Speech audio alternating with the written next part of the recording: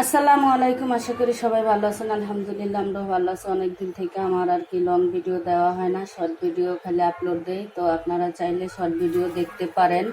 আর আমার ভিডিও যদি ভালো লাগে আমার সাথে থাকবেন, লাইক কমেন্ট শেয়ার করবেন, আর আমার চ্যানেলটা সাবস্ক্রাইব করে নেবেন। আর মাঝে মাঝে আমার ভিডিও একেবারেই দেওয়া হয় না। তো এই তো দেখেন, এটা হচ্ছে সোনালী মুরগি। সোনালী মুরগি দিছি একটা। আর হচ্ছে এই বড়, অনেক বড় হচ্ছে মুরগি, মানে যেগুলাকে যে খাসি মুরগি বলে আর কি। তো খাসি মুরগির হচ্ছে চামড়া, এই যে খাসি মুরগির ঠ্যাং, ঠ্যাং আছে অনেক রকমের, সব মুরগির মিলানো। তো এই আর কি আমি রান্না করব আজকে।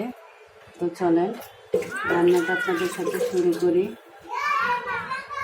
নিয়েছি পেঁয়াজ কেটে, আদা রসুন বাটা, গরম মশলা। তো চলেন, আর কি কমু ভাই, গেছিলাম তেজপাতা আনতে, ভুলে গেছি। আর হ্যাঁ, এখন আমি কারেন্টের চুলায় রান্না করতেছি। মাঝে মাঝে আপনারা দেখেন আমার ভিডিও, আমি গ্যাসেও রান্না করি, কারেন্টের চুলায়ও রান্না করি। তো আপনারা জানেন যে আমার বাবুর আব্বু দেশের বাইরে, যার জন্য আমি বেড়ায় টেড়ায় খাই। যেই বাসায় যাই সেই বাসায় দেখা গেছে, বাইরের বাসায়, বোনের বাসায়, নিজেদের আত্মীয় স্বজনদের বাসায় যেখানে যাই তখন সেখানে দিয়ে ভিডিওটা বানাই, আবার নিজের বাসায়ও। এই কারণে আপনারা অনেকে ভাবতে পারেন যে অনেক রকমের ভিডিও, অনেক বাসার ভিডিও, কিচেনটা অনেক জায়গায় অনেক রকম আর কি। তো আপনাদেরকে বলে দিলাম। তো পেঁয়াজটা হতে থাক। কারেন্টের চুলা রান্না হতে বাবা একটু দেরি হয়, তো হতে থাকো। তো পেঁয়াজটা হইতে আছে, দেখেন অবশেষে মশলাগুলো নিয়ে নিলাম। গরম মশলা, তেজপাতা, লবণ, হলুদ, রসুন বাটা, আদা বাটা, জিরা বাটা, ধনিয়ার গুঁড়া আর মরিচ। হ্যাঁ, আপনারা মাঝে মাঝে দেখেন আমি গিলা কলিজা বাট অনেক মুরগি রান্না করি। সেটার কারণ হচ্ছে আমার ভাইয়ের মুরগির দোকান আছে, যেহেতু বুঝেন ব্যবসা, সেই ক্ষেত্রে আমাদের কি বলবো, গিলা কলিজা, ঠ্যাং পা যেটা মনে চায়, বাট মুরগি যত পাইকারি দামে ইচ্ছা মতন খাইতে পারি। আর বাসায় বেশিরভাগটা আপনার মুরগি আনা হয়, খাওয়া হয়। সোনালি মুরগি হোক, কক মুরগি বা পোলট্রি, আর গুলা কলিজা প্রচুর আনা হয়। শুধু চামড়াটা খাওয়া হয় না। চামড়া যদি একবারে বড় খাসি মুরগির হয় সেই ক্ষেত্রে সেই চামড়াটা হচ্ছে খাওয়া হয় মাঝে মাঝে। চামড়া তো কিছু খাওয়া হয় না। তো আপনাদের ক্লিয়ার করলাম, অনেকে ভাবতে পারেন যে কিনে আনি, আসলে না, কিনতে হয় না। আমাদের এখন মুরগিটা গিলা কলিজা বা কোনো কিছুই বড় জোর আমরা আরও বিক্রি করি।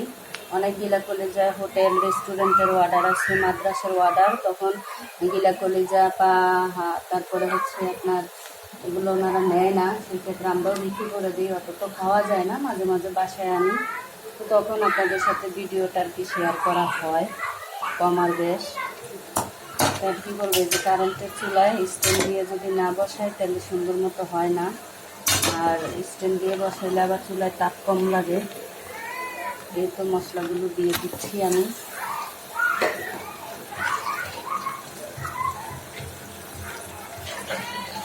পানি দিয়ে দিলাম।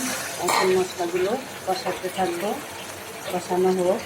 তো আজকে ভিন্নভাবে রান্না করবো। মশলাটা ভালোভাবে কষাইনি, হালকা কষাইছি, লাড়াচাড়া দিয়ে নিয়েছিলাম মশলাটা দিয়েই। এখন এখানে আমি আর পানি টানি দেবো না কষানোর জন্য।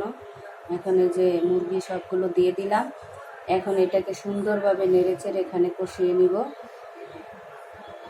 শুকনা শুকনা করে কষাবো, কষাতে থাকি।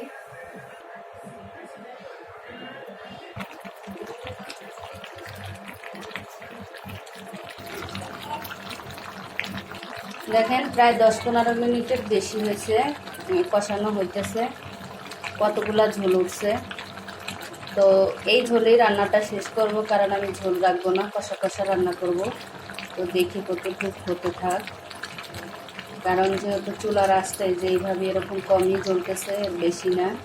তো একবারে মাংসগুলো আবার বেশি সিদ্ধ হয়ে ফুলে যাবে, তো যার জন্য ঝোল আর দেবো না। এই ঝোলেই একবারে কষা কষা করব। তো আস্তে আস্তে ঢাকা দিয়ে দেই, হতে থাকুক।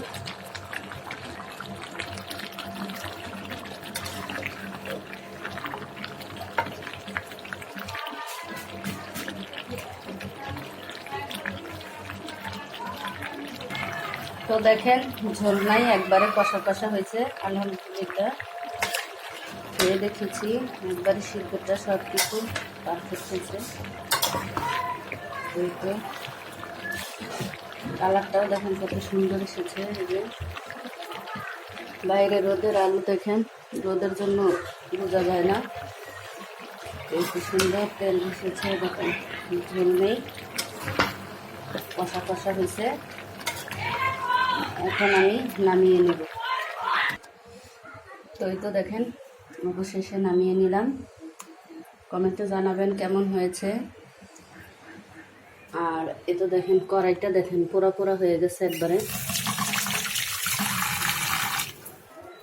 তো সবাই ভালো থাকবেন, সুস্থ থাকবেন। আল্লাহ হাফেজ।